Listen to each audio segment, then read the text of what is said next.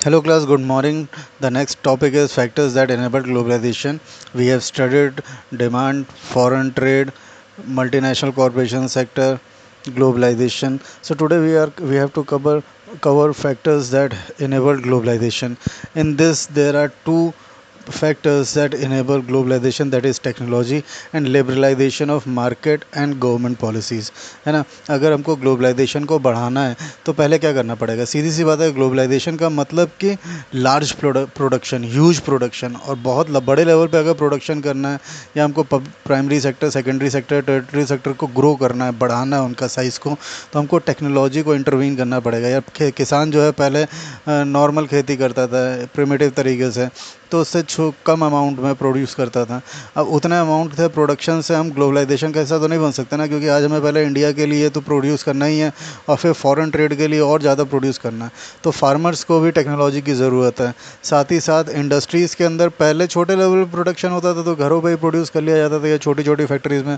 अब हमको इंडिया के बाहर बेचना है तो हमको वहाँ पे भी टेक्नोलॉजी चाहिए, क्योंकि फैक्ट्री का साइज़ बढ़ाना पड़ेगा, मशीन्स एडवांस करनी पड़ेगी, और मार्केट का भी वही हाल हो गया। अब क्या है कि मार्केट ऐसा नहीं है कि आप इंडिया में रहते हैं और आपको यूएस का सामान ख़रीदना है, तो हमको वहाँ पे भी टेक्नोलॉजी चाहिए ताकि हम अपने डिमांड को वहाँ तक पहुँचा सकें, है ना, रेस कर सकें। आप ऑनलाइन शॉपिंग करते हैं तो वो भी टेक्नोलॉजी का हिस्सा है। तो कहीं ना कहीं मार्केट भी, कहीं ना कहीं आपका टेरिटरी सेक्टर भी टेक्नोलॉजी से इन्फ्लुएंस हो रहा है। तो टेक्नोलॉजी ग्लोबलाइजेशन को बढ़ाता है, मैं सीधा सीधा ये समझ में आ गया। Let us start quickly. Technology, rapid movement in technology has been one of the major factor that has stimulated the globalisation process को टेक्नोलॉजी ने बहुत ज़्यादा स्टिमुलेट करा है। स्टिमुलेट मतलब कंट्रोल करना या उसको चलाना। तो ग्लोबलाइजेशन को चलाने के पीछे सबसे बड़ा हाथ टेक्नोलॉजी का, क्योंकि बिना उसके हम लोग पहली बात तो एक दूसरे से कनेक्ट ही नहीं हो सकते थे। एक दूसरे से मतलब एक दूसरी कंट्री से कनेक्ट ही नहीं हो सकते थे। For instance, the past 50 years have seen several improvements in transportation technology. This has made much fast delivery of goods across the distance, possibility of lower cost. तो ग्लोबलाइजेशन में सबसे पहले तो हम ट्रेड अक्रॉस द नेशन की जब बात करते हैं ना, फॉरेन ट्रेड में, ट्रेड अक्रॉस द नेशन में, तो हमको ट्रांसपोर्टेशन दिमाग में आता है कि भाई यूएस से इंडिया सामान आ रहा है तो आएगा कैसे। तो जो ट्रांसपोर्टेशन की टेक्नोलॉजी है वो भी तब से लेके अब तक पिछले 50 साल में बदल गई है ना। आपने ये कंटेनर्स देखा होगा, ये जो कंटेनर्स दिख रहे हैं, आपने ट्रेन देखी होगी जिनमें यही कंटेनर्स ट्रेन की तरह चलते हैं, है ना। हमको ट्रेन में ये कंटेनर जो हैं दिखते हैं, फिर इनको शिप्स के थ्रू दूसरी कंट्रीज़ भेजा जाता है। तो इसी तरीके से ट्रेड अक्रॉस द नेशन होता है। Goods are placed in a container that can be loaded into the ships, railways में भी, प्लेन्स में भी, ट्रक्स में भी, कहीं से भी इसको ट्रक के ऊपर भी इसको लगा के ट्रांसपोर्ट किया जा सकता है। तो ये पूरा कंटेनर होता है जो अलग अलग कंपनीज़ का होता है, जिसमें वो अपना सामान बेचती है। Containers have led to the huge reduction in the port handling cost and increase the speed with which exports can reach market. पहले जब कंटेनर्स नहीं होते थे तो पैकिंग अलग से होके जाती थी, जिसमें जो है ये काफ़ी कॉम्प्लेक्स काम हो जाता था पोर्ट्स में, बंदरगाहों में। बट कंटेनर के जैसे ये बहुत आसान हो गया और एक्सपोर्ट्स बहुत जल्दी हो जाता है मार्केट में। Similarly the cost of an air transport has fallen. By air cost जो है, अगर आज से 20 साल पहले की बात करेंगे तो कोई प्लेन में चढ़ नहीं सकता था, है ना। आज इतना लो कॉस्ट हो गया कि आप 2000-3000 में दिल्ली तक चले जा रहे हैं। उससे ज़्यादा की ट्रेन की टिकट आ रही है। तो आप अपनी ही बात करेंगे तो आप देखेंगे एयर कॉस्ट में बहुत ज़्यादा फ़र्क आ गया है ना। तो एयर ट्रांसपोर्टेशन में भी फ़र्क आ गया। Even more remarkable have been the development of information and communication technology. ये आईटी जो है आपका, इंफॉर्मेशन एंड कम्युनिकेशन टेक्नोलॉजी, इसमें बहुत बड़ा बदलाव आया। हमने देखा 1990s के ड्यूरेशन में इंडिया के अंदर आया था, उसके पहले वो बाहर था, और उसके बाद इंडिया के अंदर इसका एक बहुत रैपिड इंक्रीज़ हुआ है। In the recent time technology in the areas of the telecommunication, computers, internet has been changing rapidly. आज आप लोग इस युग में पैदा हुए हैं, इस पीरियड में आप लोग जन्म लिए जहाँ पे ये सारी चीज़ें हैं ऑलरेडी, इसीलिए आपको लगता है कि ये बहुत कॉमन है। बट बहुत पहले ये सब चीज़ें नहीं थी, बहुत पहले, ज़्यादा पुरानी बात नहीं, 90s के ड्यूरेशन में ये चीज़ें बिल्कुल नहीं थी। लेकिन अब इनके अंदर बहुत रैपिड चेंज होता जा रहा है रिसेंट पीरियड में। Telecommunication facilities, telegraph, telephone including mobile phone, fax are use to contact one another around the world. तो दुनिया में अगर हमको कहीं पे भी कांटेक्ट करना है तो ये बहुत सारी टेक्नोलॉजी है जिससे हम टेली कम्युनिकेट कर सकते हैं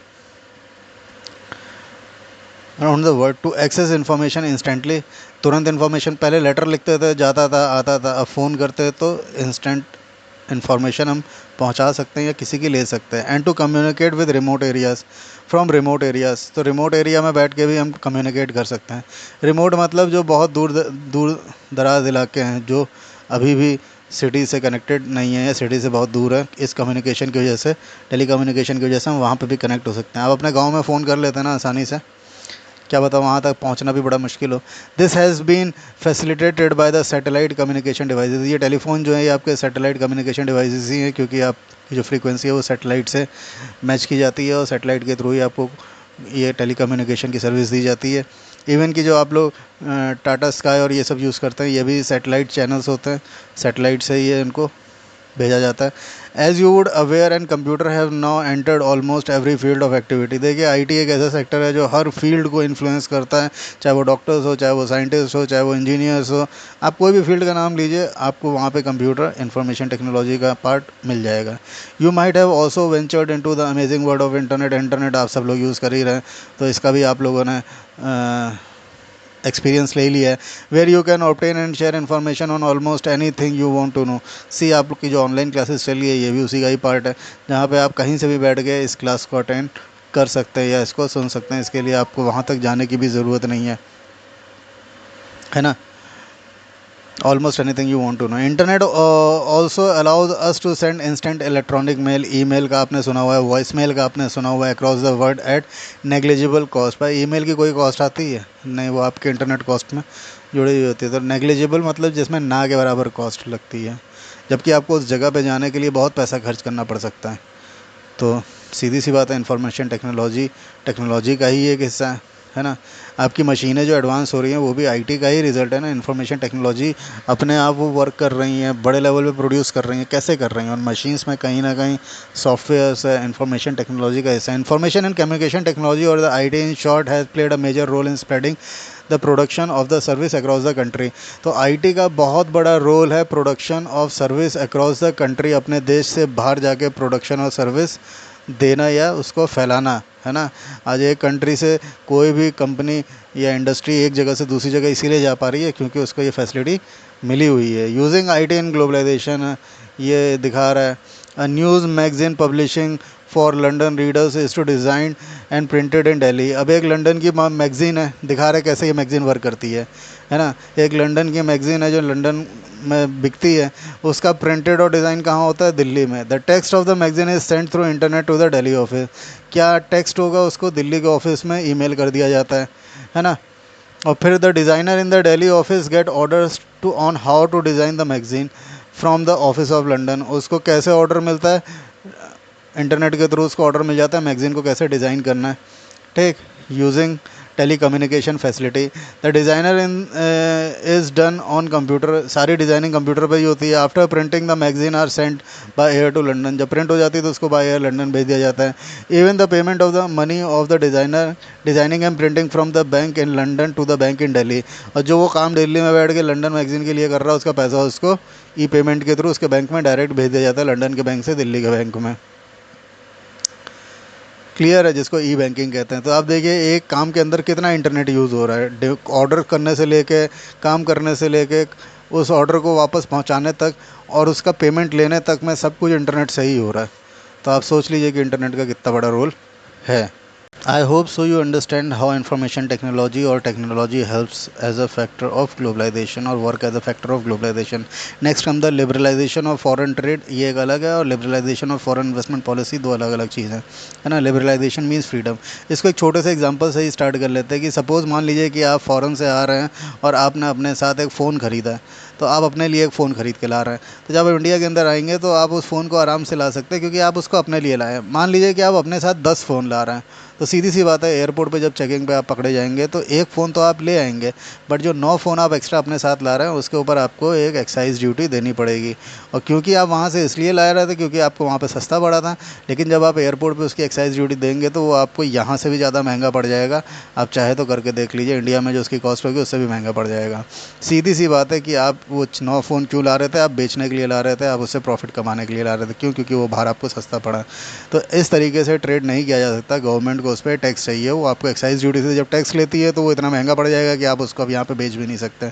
तो सीधी सी बात है, अगर कोई मल्टीनेशनल कॉरपोरेशन सेक्टर भी बिज़नेस करना चाह रहा है और इंडिया के अंदर आके बाहर का सामान बेचना चाह रहा है और गवर्नमेंट उससे भी वैसे ही टैक्स ले ले जैसा उसने आपसे लिया, तो क्या वो इंडिया में कभी आएगा? सीधा सा सवाल है और उसका जवाब आपको पता है ना। तो इसीलिए यहाँ पर लिबरलाइजेशन की ज़रूरत है फॉरेन ट्रेड की। अगर बाहर की कंपनीज इंडिया के अंदर आती हैं तो इंडियन गवर्नमेंट को ऐसी पॉलिसीज़ बनानी पड़ेंगी चाहिए जिससे उनको थोड़ी सी रिबेट छूट मिले और वो यहाँ से प्रॉफिट कमा सके। अगर वो प्रॉफिट ही नहीं कमाएंगे तो why they will come in India.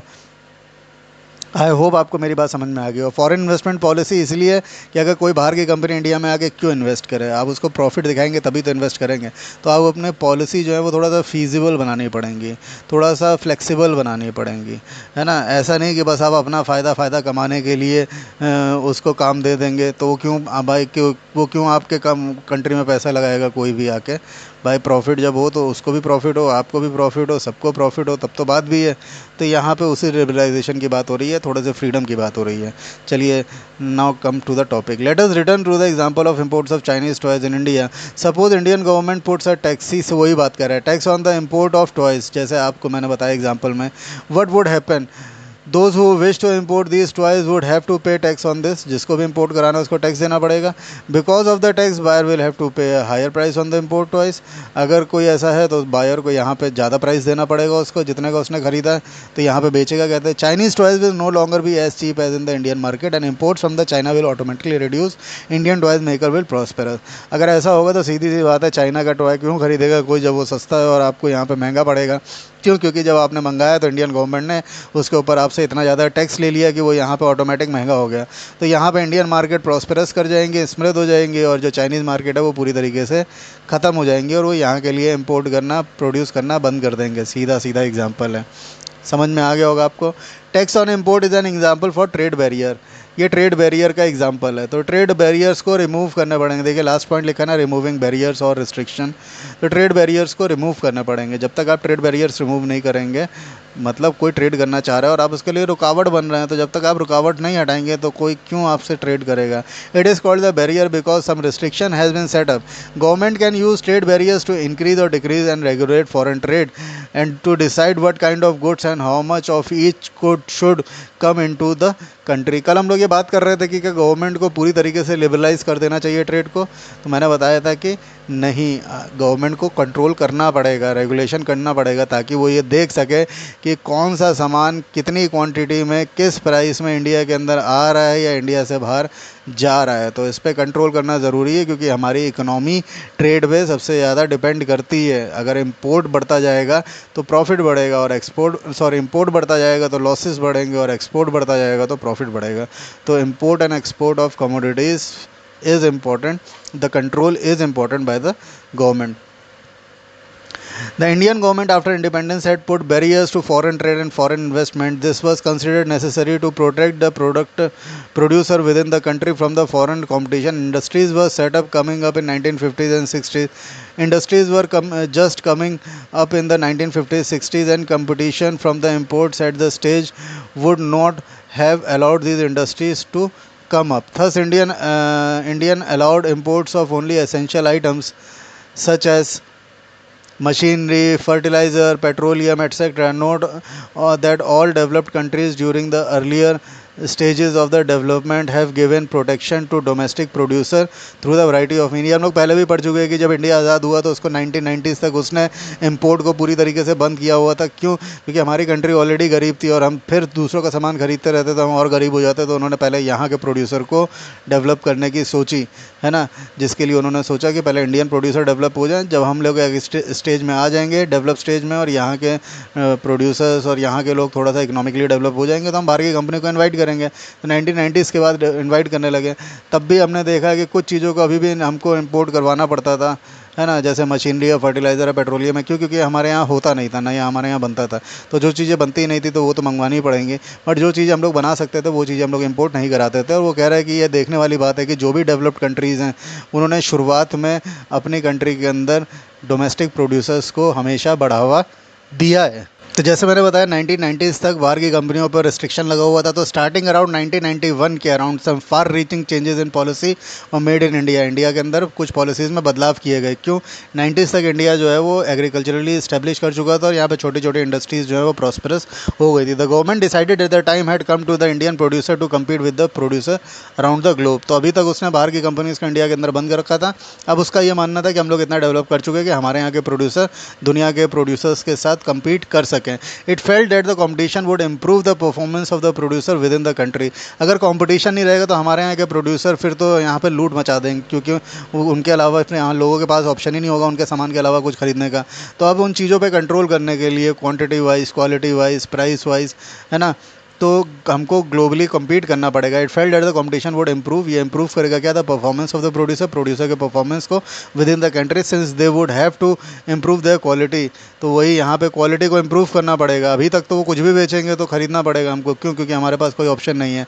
तो इसीलिए सरकार को लगा कि अब पॉलिसीज़ में बदलाव करना चाहिए और यहाँ के प्रोड्यूसर्स को थोड़ा बाहर के प्रोड्यूसर्स के साथ कॉम्पिटिशन देना चाहिए। ये डिसीजन सही था। This decision was supported by powerful international organisation. By international organisation तो सपोर्ट करेंगे, क्योंकि वो किसी भी तरीके से इंडिया के साथ ट्रेड करना चाहती है, और इंडियन गवर्नमेंट ने अभी तक रोक लगा रखी थी 1990s से, तो वो क्यों नहीं सपोर्ट करेगी जब 1991 में इंडियन गवर्नमेंट अब उस बैरियर को रिमूव करना चाहती है। Thus the barrier on the foreign trade and the foreign investment were remove to a large extent. तो जो अभी तक लगा हुआ था 1960s से आज़ादी के बाद फॉरेन ट्रेड के साथ, उसको रिमूव कर दिया गया बहुत बड़े लेवल तक। This mean that the good could be imported and exported easily and also foreign companies could set up factories and offices here. तो जो रोक लगी हुई थी अभी तक बाहर की कंपनियों को इंडिया के अंदर आने की और व्यापार करने की और यहाँ पे अपनी फैक्ट्रीज इंडस्ट्रीज लगाने की, 1991 के बाद जो फॉरेन पॉलिसीज़ इंडिया के अंदर बनी उसको पूरी तरीके से बहुत बड़े लेवल तक बदल दिया गया और इंटरनेशनल ऑर्गेनाइजेशन ने सपोर्ट करा और बाहर की कंपनीज इंडिया के अंदर आके अपने ऑफिसेज, फैक्ट्री सेटअप्स लगाने लगी। तो स्टार्टिंग में जो वर्ड आया था लिबरलाइजेशन, तो लिबरलाइजेशन का मतलब अब यहाँ पे वो बता रहा है क्या, रिमूविंग बैरियर्स और restriction set up by the government is what is known as liberalisation. तो वही फ्रीडम है ना, बाहर की कंपनीज को फ्रीडम दे दी इंडिया के अंदर आने की, यही लिबरलाइजेशन था। With liberalisation of trade business are allowed to make decision freely. अब क्या था कि अब गवर्नमेंट का कंट्रोल हट चुका था पूरी तरीके से। अब बिजनेस जो है, जो बिज़नेस करने वाले लोग थे, जो ट्रेडर्स थे, अब वो अपने डिसीजन फ्रीली ले सकते थे about what they wish to import, क्या उनको इम्पोर्ट करना है, क्या उनको एक्सपोर्ट करना है। The government impose much less restriction than before and is therefore said to be more liberal. तो वही गवर्नमेंट को लिबरल कहा जाने लग गया। जो रिस्ट्रिक्शन लगे थे, क्या इंपोर्ट करना है, एक्सपोर्ट करना है, ये पहले गवर्नमेंट डिसाइड करती थी, अब वो सारे रिस्ट्रिक्शन हट चुके थे। अब ट्रेड बिल्कुल फ्री कर दिया गया था, बस गवर्नमेंट को अपना टैक्स दे दीजिए और आप जो चाहे इंडिया के अंदर मंगा के बेच सकते हैं या इंडिया से जो चाहे बाहर जाके बेच सकते हैं या ख़रीद सकते हैं। चलिए, thank you class, meet you in the next lecture, it is already very long.